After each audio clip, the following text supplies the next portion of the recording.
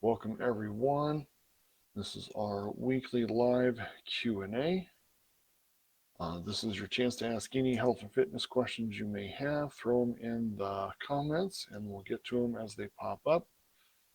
If you're watching the replay, you can still ask your questions in the comments. We'll get to them on next week's live Q&A and rock and roll from there. A moment for the alerts to go out. What I wanted to open with, a topic we're kind of focusing on this week with our content, is our aspects of overeating, binge eating, and really just kind of emotional / habitual trigger eating. So there's a couple factors here that are kind of at play. Um, First and foremost is um, what I always advise people is looking at your environment, and is it conducive to supporting the new goals that you set in place, or is your environment still kind of creating one temptation after another as you're going through your day, or settling in for the evening at home. um, Meaning, and what I mean by that is, if you're trying to limit a certain amount of desserts or snack foods in a day, are they still kind of around you to tempt you into having them more often, or just more of than what you really should be having? Um, are are the common trigger foods, or just what I call kryptonite foods, foods that we really can't say no to? We really have difficulty controlling how much of it we have when we do have it. Just the foods that kind of get us in trouble. Is that still around the house? Because if it is around the house, um, more likely than not, we're going to have a slip up at some point. Everyone's got their food. It's different for others. Some it's salty, some it's sweet. Some they're looking for more kind of savory, but it's that food that if you have it, it's going to be really difficult to control the portion unless it's coming in a very definitive, this is all you get portion amount. Um, these are factors that it's important to be aware of, because if you've got these types of temptations around, you're going to come across one challenge or one struggle after another, and it can be pretty defeating after a couple weeks in, and every day or at least every week we've had one major issue after another, of just not being able to be successful. So looking at your environment, making sure that it is setting you up for success, rather than creating challenge opportunities one after the other that we're just constantly going through. Um, Next step with that is, as you're going through your new pursuits with healthier eating, um, if we have a slip up, it's important to kind of take a step back. Don't beat yourself up about it, but kind of do an after action report of, okay, what happened? What was the cause? Was it simply availability?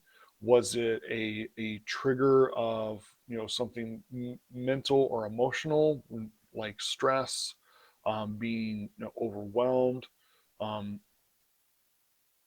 was it other people having it that were around you, in a different environment? It's important to kind of identify those causes and triggers, so you can be better prepared in the future. So, for example, if it is a factor of just more environmental, of, well, the office has ice cream Fridays every Friday, and that's the reason why I ended up having some. Okay, now we know, okay, we need to either plan for it, so that's allotted for our intake for that day. So we have to make adjustments at some of our other meals and or snacks to accommodate the calories and the nutrients and everything that we would get from that. And then, to be more successful with that day and not feel like it was a failure, so to speak. It's just we allowed for it, versus if it's a emotional behavioral type trigger, we've got to look at kind of getting into those emotions. What emotions were it that caused us to go for it? And from there, identifying what other ways can we work to cope, manage, and work through those emotions without going to food for comfort. That's an important skill because if that is a common trigger for you, it's going to come up more than once. So, working on setting up more tools, more actions that we can take to find better ways to cope, better ways to manage without going to those emotional support foods to try and get that dopamine hit from the foods that are designed to do that, is going to be a very important aspect of creating that new lifestyle for you. Because if you don't address those triggers, it, it's going to be your hiccup over and over and over again. And the problem is a lot of times those trigger behaviors are what kind of lead us off the deep end, where we kind of overdo it, and then we start having pity parties, and it just becomes that downward spiral that makes us um, essentially give up the pursuit.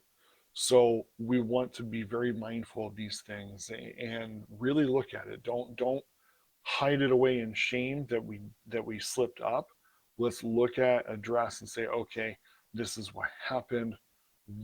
Why did it happen? What was the cause? Was it because there was other people having it? Was it because I made the mistake of letting the kids bring in ice cream um, into the home so it was available and I just had it? Or is it a factor of, well, I was feeling pretty lousy after a hard day at work and I went with this to try and make me feel better? Um, all of those are valid causes, but we want to start identifying, okay, based upon what the cause, what can we do differently to manage or accommodate these different scenarios so we don't time and time again hit that struggle and start beating ourselves up about it. That's the biggest thing when it comes to looking at um, you know slip ups with our nutritional pursuits. So they're not failures, they're just areas where we want to learn about ourselves or about our environment of what was the cause here, what can we do differently to not have this slip up again, and be more prepared for it in the future. Because odds are, if something happened, it's probably going to happen again at some point. So again, if it's environmental, identifying is it an environment that we can control and not have it be around to tempt us, or is it environmental in the sense that this is going to happen every Friday or every Monday or every weekend when we do a family dinner. If it is one of those things where maybe we have less control over it because it involves um, more people than just our own choices, we have to then say, okay, if it's going to happen, what can I do to plan and accommodate this to be still successful in the greater scheme of things? That way, the occurrence isn't just extra on my intake. If we know that we're going to have these foods, we can plan and prepare for it so it doesn't just become extra week after week after week and ultimately disrupt our pursuit of trying to be more fit, be more healthy, reduce our body fat, develop some muscle along the way. So a couple factors to kind of think about. Um, don't be afraid to really get into it and really identify, okay, what was the cause that made me go for this and look for this food at that time? If it was more of an emotional thing, that's what we want to dive into and see, like, okay, I always go for this whenever I'm stressed, whenever I'm angry, whenever I'm overwhelmed or just exhausted, but I can't just go take a nap. Those are important things to know so we can start creating new coping strategies around it. If that's a struggle for you and trying to do it on your own is difficult, that's kind of where coaching and things come in so we can kind of help guide you through identifying other things to look at. Um, Other aspects in this regard are just habits. Sometimes we have unwittingly developed associations of, well, whenever I sit down to watch TV in the evenings, I end up having the snack. So we want to look at like, okay, is it the availability of the snack?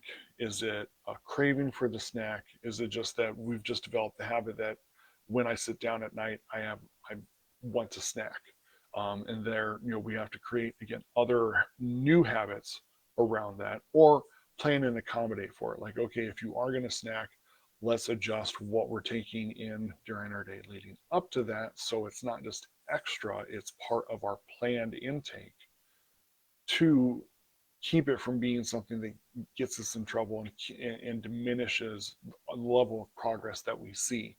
Um, if it's a habit that we want to eliminate, now we have to find other alternatives to the habit, whether it be um, us creating a new association when we sit and watch TV, or maybe we need to work on um, what we do in the evenings. Maybe we do less TV watching and more something else, or we identify something to do with our hands and keep ourselves occupied while we're watching TV, so we're not looking for that snack to fill the gap of having our hands empty in that void there. Um, different things to kind of consider. Hope that's helpful for anyone who has found themselves struggling with this, with their goals. If it's something that you want to pursue further, please feel free to reach out. Like I said, it's an area where coaching really steps in and really does a lot of the heavy work by helping you with an outside point of view identify other methods and things, because sometimes it's just hard to process and deal with some of these things when you're in the thick of it. Um, Otherwise, keep going and remember to stay consistent with your persistent pursuit of health, and have a wonderful week.